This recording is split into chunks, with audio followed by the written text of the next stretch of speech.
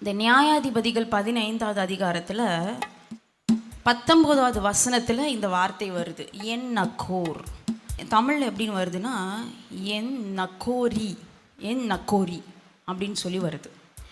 இது என்ன வார்த்தை அப்படின்னா எபிரேய மொழியிலிருந்து எடுக்கப்பட்ட ஒரு வார்த்தை. இதனுடைய அர்த்தம் என்ன அப்படின்னு நம்ம பார்த்தோன்னா ஸ்ப்ரிங் ஆஃப் ஹெம் ஹூ கால்ட் அப்படின்னு சொல்லி இதனுடைய அர்த்தம். இந்த பேர் யார் வைத்தா அப்படின்னா சிம்சோன் வைக்கிறான். யார் வைக்கிறா? சிம்சோன் தான் அந்த பெயரை வைக்கிறார். இது எந்த மத்தியில் இந்த பெயரை அவர் வைத்தார் அப்படின்னா, சிம்சோனுக்கு ஒரு பொண்ணு பிடிச்சிருந்துச்சு. அந்த பொண்ணை போய் அவர் பேசி எல்லாம் பண்ணியாச்சு. இவர் போய் ஊருக்கு போயிட்டு வர்றதுக்குள்ள பொண்ணுடைய அப்பா என்ன பண்ணிட்டாரு, வர்றதுக்கு அப்போல்லாம் லெட்டர், வாட்ஸ்அப் டெக்னாலஜி இல்லாத சமயம் பார்த்தீங்களா, ஒரு ஃபோன் பண்ண முடியாது, ஒரு லெட்டர் அப்படிலாம் எதுவுமே இல்லாத ஒரு நாட்கள்ன்றனால இப்போ மாப்பிள்ளை வரலை அப்படின்னோடனே என்ன பண்ணிட்டாரு, வேறு பையனை பார்த்து, அதாவது மாப்பிள்ளையோடைய ஃப்ரெண்டுக்கே என்ன பண்ணிட்டாரு, கல்யாணம் பண்ணி வச்சிட்டார். இப்போ மாப்பிள்ளை கல்யாணம் நடந்தது கூட தெரியாமல் வராரு வீட்டுக்கு. நான் வந்து பார்க்கணும், என்ன கல்யாணம் பண்ண போகிற பொண்ணை நான் பார்க்கணும், பேசணும் அப்படின்னு வரும்போது, நீ வரக்கூடாது, இந்த மாதிரி ஆயிடுச்சு, அவளுடைய தங்கச்சியை வேணா நீ என்ன பண்ணிவிடு, இவளோட ரொம்ப சூப்பராக இருப்பா, அவளை வந்து நீ என்ன பண்ணு கல்யாணம் பண்ணு சொன்னோடனே இந்த மாப்பிள்ளைக்கு என்ன ஆகிப்போச்சு, ரொம்ப கோவம் வந்தது. கோவம் வந்தோடனே இவர் என்ன பண்ணுறாரு, அங்கே இருக்கிற அந்த ஜனங்களெல்லாம் அவர் என்ன பண்ணார், அது பெலிஸ்தியர்கள், ஆக்சுவலி அவங்களாம் யாருன்னா ஒரு பெலிஸ்தியர்கள், அவங்களெல்லாம் என்ன பண்ணிட்டாரு, சங்காரம் பண்ணிட்டாரு. பதிலுக்கு பெலிஸ்தர்கள் எழும்ப, இவர் அவர் மேலே எழும்ப, மாற்றி மாற்றி அங்கே ஒரு பிரச்சனை, போராட்டம் வந்து கடைசியில் இவன் யார், எந்த ஊருக்காரன் அப்படின்னு பார்க்கும்போது பெலிஸ்தருடைய ஆட்சியில் தான் இவங்க ஊர் ஜனமே வாழ்ந்து கொண்டு இருக்கிறார்கள். அப்போ இந்த ஊர் ஜனங்க பயந்து, நான் உன்னை பிடிச்சி கொடுத்துட்றோம், உன்னை வந்து சாகடிக்கிறதுக்கு நாங்கள் பிடிச்சி கொடுக்க மாட்டோம். இவன் சொல்லுவான், நீங்கள் என்னை பிடிச்சி கொடுக்கக்கூடாது அப்படின்னு சொல்லும் போது அவங்க சொல்லுவாங்க, இல்லை நாங்கள் உன்னை பிடிச்சி கொடுக்குறோம், ஆனால் உன்னை சாகடிக்கிறதுக்கு நாங்கள் விட மாட்டோம் அப்படின்னு சொல்லி சமாதானமாக பேசி அவனை கொஞ்சம் சம்மந்தம் பண்ண வச்சு கயிறால் கட்டி என்ன பண்ணுவாங்க, கொண்டு போய் விடுவாங்க. இவனை கொண்டு போய் விடுற நேரத்தில் என்ன நடக்கும் அப்படின்னா 14வது வசனத்தில், அவன் லேகி வரைக்கும் வந்து சேர்ந்தபோது பெலிஸ்தர் அவனுக்கு விரோதமாய் ஆரவாரம் பண்ணினார்கள்.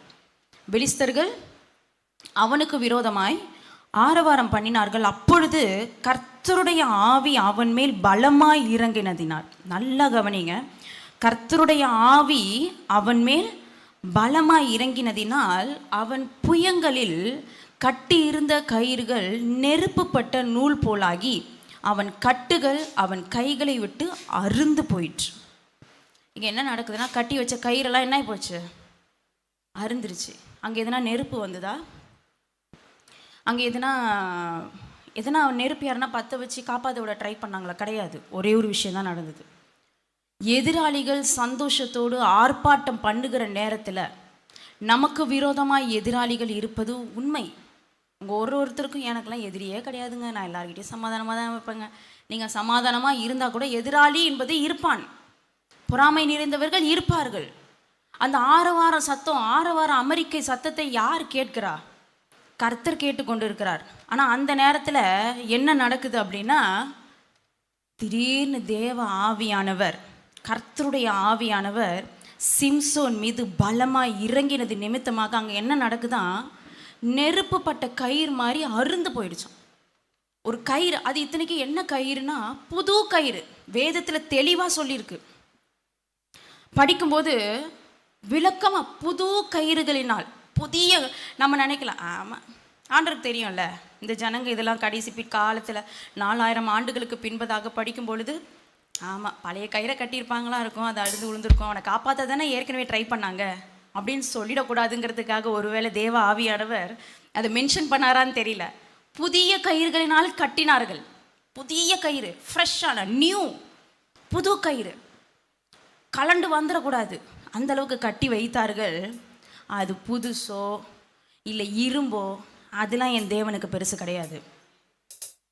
ஆவியானவர் இறங்கிட்டாருன்னா அங்கே நடக்கிற காரியமே வேற. கர்த்தரே ஆவியானவர், கர்த்தருடைய ஆவி எங்கேயோ அங்கே விடுதலை உண்டு. இன்றைக்கி நான் ஒன்று சொல்கிறேன், ஆவியான நிறைவு இல்லாமல் நான் எல்லாமே சாதிச்சிருவேன்னு நினச்சிங்கன்னா உங்களுடைய எண்ணங்கள் தவறு. உங்களுடைய மாம்சத்தில் நீங்கள் என்ன வேணால் பண்ணலாம், என்ன வேணால் செய்யலாம், எவ்வளவோ முயற்சி எடுக்கலாம். ஆனால் கர்த்தருடைய வார்த்தை, ஆவியானுடைய கிரியை, ஆவியானுடைய நடத்துதல், ஆவியானுடைய ஆலோசனை இல்லாமல் நீங்கள் எது செய்தாலும் ஒன்றுத்துக்கும் உதவாது, பிரயோஜனமற்றது. ஆமீன், ஹல்லேலூயா. மாம்சத்தில் என்ன வேணால் செய்யலாம், மாம்சத்தில் ஊழியம் கூட பண்ணலாம். ஆனால் ஆவியானவர் இல்லாமல் ஒரு ஊழியத்தை நாம் செய்வோமானால் ஒன்றுக்கும் உதவாது, ஒன்றுக்கும் பிரயோஜனமற்றது. ஆமீன். இந்த இடத்துல ஆவியானவர் இறங்கினார். கயிறு அருந்தது போல அருந்துச்சு.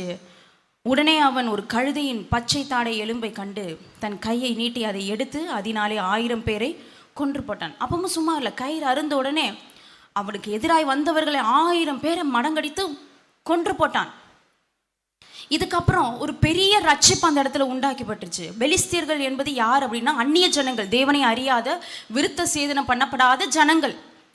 அவர்கள் எல்லாரையும் சங்காரம் பண்ணியாச்சு. இருந்தாலும் சில கூட்டங்கள் அங்கே இருக்குது. அந்த பெரிய ரட்சிப்பின் மத்தியில் சிம்சோனுக்கு தாகம் ஏற்பட்டுச்சு. ரொம்ப தண்ணி தாகம் ஏற்பட்டுச்சு. தண்ணி தாகம் ஏற்பட்டோடனே சிம்சோன் என்ன பண்ணுறான், அவன் மிகவும் தாகமடைந்து கர்த்தரை நோக்கி கூப்பிட்டு, தேவரீர் உமது அடியேன் கையினால் இந்த பெரிய ரட்சிப்பை கட்டளிட்டு இருக்க, இப்பொழுது நான் தாகத்தினால் செத்து விருத்த சேதனம் இல்லாதவர்கள் கையிலே விழ வேண்டுமோ என்றான். அப்பொழுது தேவன் லேகியில் உள்ள பள்ளத்தாக்கை பிளக்க பண்ணினார். அதிலிருந்து தண்ணீர் ஓடி வந்தது. அவன் குடித்தபோது அவன் உயிர் திரும்ப வந்தது. அவன் பிழைத்தான். ஆனபடியால் அதற்கு என் நக்கோரி என்று பெயரிட்டான். அது இந்நாள் வரைக்கும் லேகியில் இருக்கிறது.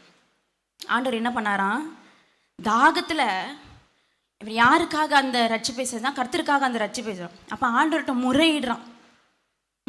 ஆண்டவர்கிட்ட, ஆண்டவரே இவங்க கையில் நான் சாகணுமா? இதுதான் என்ன சொல்கிறேன், ஆண்டவருடைய நாமத்தை பற்றினதான ஒரு வைராக்கியம். நான் ஒன்றும் அபிஷேகம் இல்லாத, உம்மை ஏற்றுக்கொள்ளாத, உம்முடைய வழிநடத்துதலில் இல்லாத ஜனங்கள் முன்பதாக நான் தலை குனிந்து வாழணுமா? நான் தாகத்தால் சாகணுமா? நான் இவங்க கையில் போகணுமா? அப்படிங்கிற ஒரு வைராக்கியம் அவன் தேவனிடத்தில், நான் உங்களுக்காக தானே ஆண்டவர் இதெல்லாம் செஞ்சேன் அப்படின்னு அவன் இறங்கி வரும் பொழுது கர்த்தர் என்ன பண்ணினார், பள்ளத்தாக்கை பிளக்க பண்ணி அதிலிருந்து தண்ணீர் ஓடி வந்தது. எவ்வளோ அதிசயம் பாருங்க, ஒரு பள்ளத்தாக்கையே பிளந்து அங்கேருந்து தண்ணி வருது. ஆண்டவருக்கு வனாந்திரமாக இருந்தாலும் சரி, தண்ணீர் இல்லாத இடம்தாலும் சரி, எந்த இடமா இருந்தாலும் தண்ணீரை வர வைப்பது தேவனால் கூடாத காரியம் ஒன்றுமே இல்லை. மீன் இன்னைக்கு பலவிதமான குழப்பத்தோட கேள்வியோடு இந்த இடத்துல வந்து உட்கார்ந்துருக்கலாம்.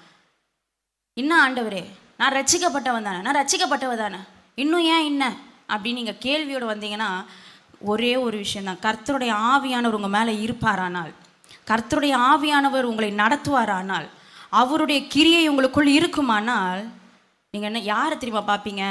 எந்த மனுஷங்களுடைய உதவியை நாடி போக மாட்டீங்க.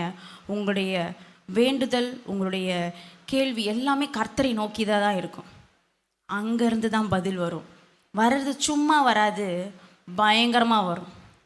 அந்த இடத்துக்கு தான் என் நக்கோரி அப்படின்னு சொல்லி என்ன பண்ணுறாரு, பெயர் வைக்கிறார்.